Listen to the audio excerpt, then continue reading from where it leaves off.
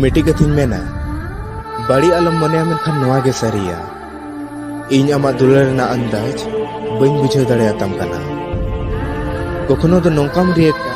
जेमन आमा लाइफ रे जतो किछु इन कान गिए और मिग घड़ी ते नोंकाम बुझाव चिना जेमन आमा लाइफ रे कोनो इया अहमियत के बनु तिया नित इन जहां पोजीशन रे मेनेया इन खुद के बइन बडाया जे आम इया प्रति दुलार मेना तमा से बनु तमा और इन नोआ सारी सारी लइኝ